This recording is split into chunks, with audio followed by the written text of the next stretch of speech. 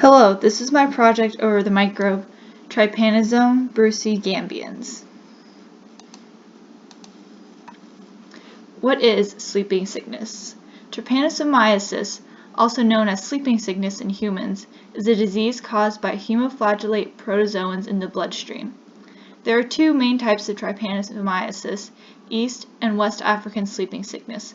The West African, which is chronic, is caused by our microbe Trypanosoma brucei gambiense and occurs in humans. There are about 7,000 to 10,000 cases a year worldwide. The trypanosomes start in the bloodstream but slowly make their way to the cerebrospinal fluid and into the brain.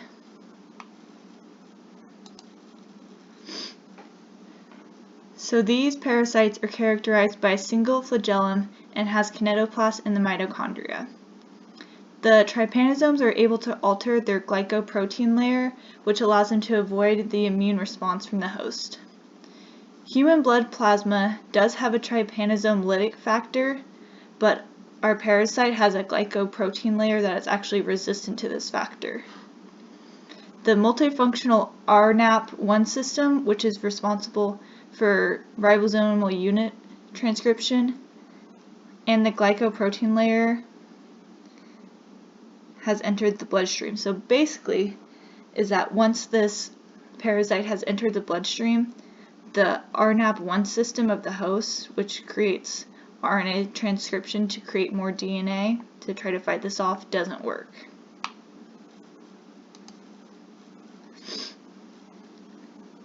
It can actually produce up to 100 different glycoprotein layers, and each trypanosome itself has 15 different expression sites on it that these can occur, and then each glycoprotein layer has 8 to 9 associated genes along with it.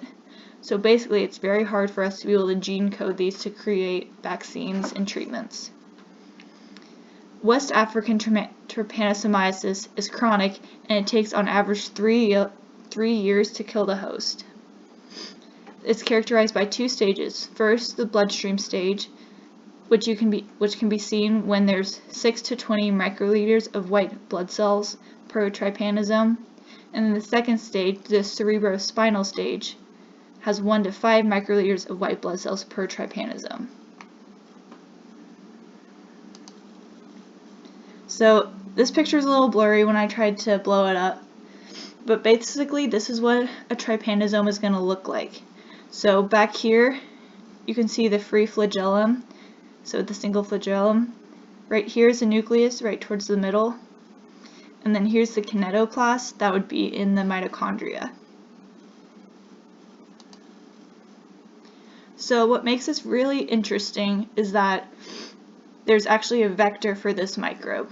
The way it enters the human host is through the tsetse fly bite. After taking the first blood meal, the fly then has the parasites in it, and it transforms in the bloodstream into procyclic trypanomastigotes in the fly's midcut, and then it morphs into epimastigotes.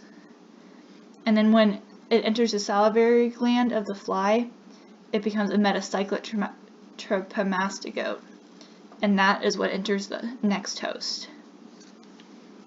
So as the trypanosome is undergoing all these changes, they're able to shift their kinetoplast to where it needs to be, and then they can also elongate and shorten their bodies.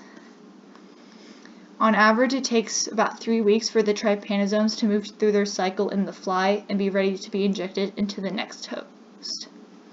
So these tsetse flies, I forgot to include a picture, but these tsetse flies are large like horse flies, and they're mostly found in rural woodlands. And then what's interesting is, unlike many insects, the tsetse fly actually bites during the day. So here's just a little diagram for you to be able to see where it starts. You take its first blood meal, and then once it enters the host, it'll go into the bloodstream, and then it multiplies, ends up in the spinal fluid, and then it enters the acute phase, which is once it's in the cerebrospinal fluid. Now, if the tsetse fly is just picking up its first blood meal, it'll pick up the trypanosome, and then it'll go through its cycle and then be ready to be injected into the human.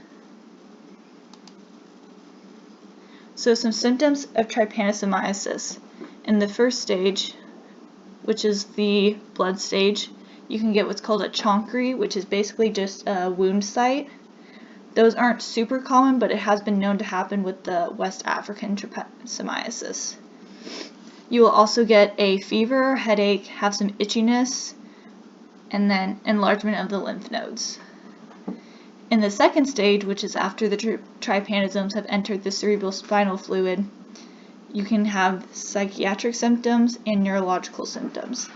So psychiatric-wise, you'll have irritability, anger, psychotic reactions, inactivity, and then neurological, you'll have paralysis, tremors, and jerks and movements, involuntary muscle movements. Why they call it the sleeping sickness is that these trypanosomes can mess with your sleep cycle, your circadian rhythm, so you'll sleep for long periods and then not sleep, or they're very short bursts of sleep. And then this can also stop the secretion of hormones such as prolactin, renin, growth hormone, and cortisol.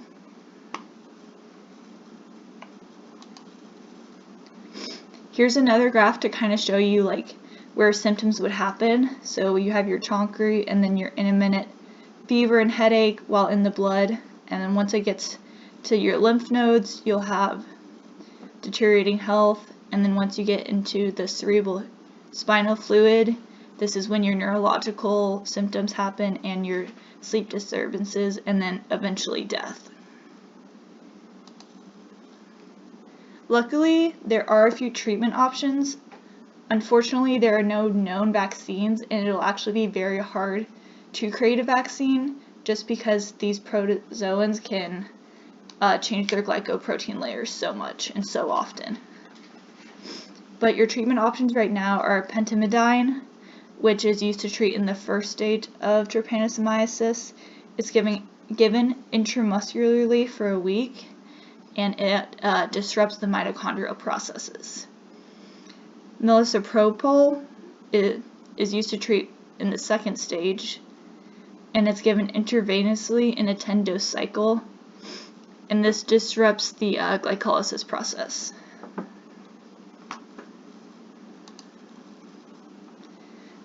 Eflornithine can help in the second stage, and this is also given intravenously in a 2-week treatment.